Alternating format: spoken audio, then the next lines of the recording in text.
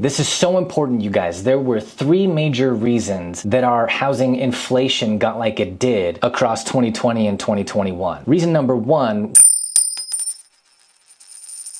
How's it going, guys? I'm Christopher. I am the owner of Halcyon Real Estate, affiliated with the Keller Williams Market Center in Salt Lake City, Utah. Today is 29th of September, 2025. This is the Numbers, the Nuances, where you come weekly in order to know exactly what's going on in Utah's housing market. As I do every week, I'm going to pull several numbers that I get right off the MLS, right off of our MLS system here. And I'm going to show you those numbers. I'm going to show you how I've plotted them over time, week over week, so you can see how variables trend in our market up to right now. And of course, as always, I'm going to give you a little bit of my nuanced opinion of what our market's doing, why it's there, and what's important to be taken away from the numbers as we see them right now. Also, you may notice it looks like I got in a fight, because I did get in a fight with a house. I messed that house up though. You should see the house. No, the house is totally fine. I'm the only one that took any damage. But that house jumped out of nowhere, as houses do. All right, let's jump right into it.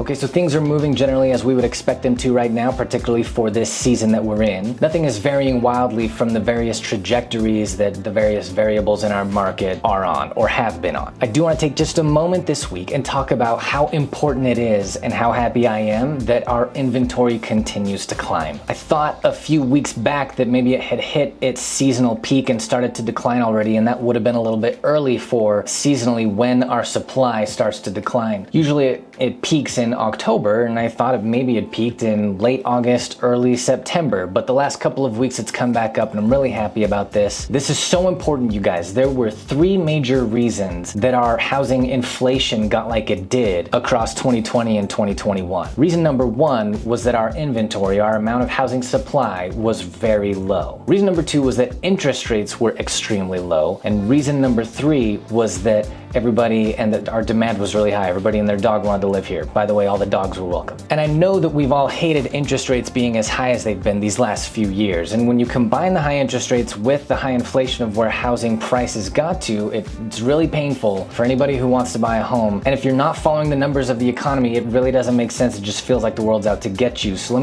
me hopefully try to break this down a little bit for anybody who's never watched me talk about this before and is lost on why housing prices got as bad as they have. Inflation got where it got in our housing market across 2020 and 2021 for the reasons that I described. But since we cannot force supply to come up, we can force demand. We can put a serious damper on demand. We cannot force people not to live where they don't want to. We can't force builders to build faster than they're building. We can't force people to sell their homes who don't want to sell their homes. Those are things that if we could force, we could control the supply. But we can't control the supply, nor should we be forcing any of those things to happen. But we can put a major damper on the demand by manipulating how difficult it is to borrow money. The Fed raising rates is the only thing that has saved our housing market from continuing its through the stratosphere trajectory of increasing home prices in Utah and throughout this nation. So with interest rates being as high as they have been since the beginning of 2022, that's when they started to rise. 2022 came around, and in February we got our first interest rate hikes, or at least that was our first indicator that there would be interest rate hikes. And over time that has meant that fewer people could buy homes, and because fewer people could buy homes, builders built more cautiously and slowly, but they continued to build, and we couldn't stop people from moving who needed to move. The economy may change, but that doesn't stop life from happening. If people got married, they put their incomes together and they did their best to still buy a home. If people got divorced, then they had to sell a home. If people moved their job location, then they needed to sell a home. And if you owned way more square footage and lot size than you wanted, and all your kids were out of the house and you wanted to downsize, then you sold your home. Over the last few years, that high interest rate, coupled with people and builders still putting homes on the market, has allowed our inventory, our supply, to slowly build back up. Just look at where inventory has come since the beginning of 2023. This chart, I didn't start tracking weekly numbers until October of 2022, and so this doesn't even show how low it was. But at the beginning, at our lowest point in 2021, we had like 1,500 homes on the market. Between that low point in 2021 and when interest rates started rising in 2022, we saw a major influx of inventory because there were just fewer and fewer and fewer people who could buy homes. And you see what it did over time to now now we have way more inventory than we've had for over a decade, I believe. Guys, this higher inventory means that as interest rates slowly come back down and as wages slowly catch back up and more people are buying homes, the amount of demand for homes in Utah won't take such big bites out of our inventory, out of our supply, that we put ourselves back in the same situation of having high demand and really low inventory. We can therefore keep our home prices on the moderate, slow climb that is healthy and sustainable that we want it to be on, instead of the through the stratosphere rocket climb that it was on through 2020 and 2021. Let's look at this week's numbers. All right, here's where things are in the Utah housing market as of the 29th of September, 2025. Our current inventory stands at a new high of 13,683.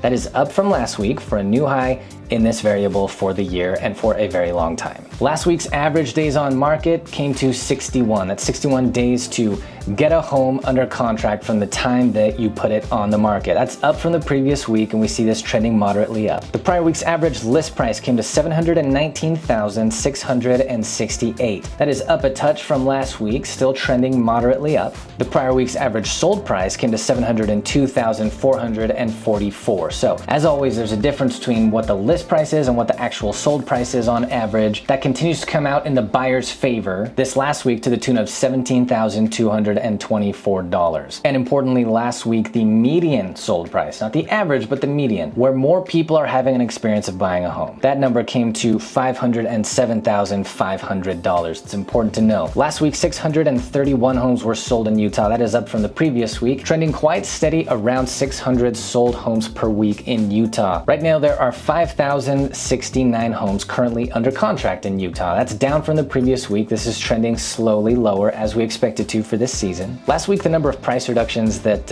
sellers decided to put on their homes on the market came to 1,473. That's more than the previous week. We've clearly trended up through the second quarter strongly on this vector, and that trend looks to have continued but slowed down in the third quarter. Last week, the number of listings that were either canceled, expired, or withdrawn from the MLS came to 412. This has been on a strong uptrend across the last two quarters and looks to have slowed down the last couple of months maybe. Next week, we will see it spike as always with the first report of the month, and it will be telling what direction it goes as a trend through October. Finally, our current interest rates on a 30-year fixed rate conventional loan national average at about 6.38%. That is up from last Monday. We're still basically in line with the downward trajectory we've seen of interest rates for the last couple of quarters. And as always, you'll be able to come to me right here on this series in order to know exactly what it is. And that is it for this week, guys. Thank you for watching. If you have any questions about how I get the numbers or why I present them the way I do or what they mean, always feel free to ask me questions in the comments. I'll be happy to respond. As always, if you or anybody you know is looking to move here in Utah, particularly in this last quarter of the year, can you believe it? Next week will be the beginning of the fourth quarter of the year. If you know anybody that I could help, I'll be happy to help. My contact info is always in the video description below. And of course, if this is the kind of info that you want to stay on top of, you'll find no better way than to hit that subscribe and stay up on it with me from week to week. Thank you for watching this week, guys. We'll see you in the next one. Bye-bye, bye-bye.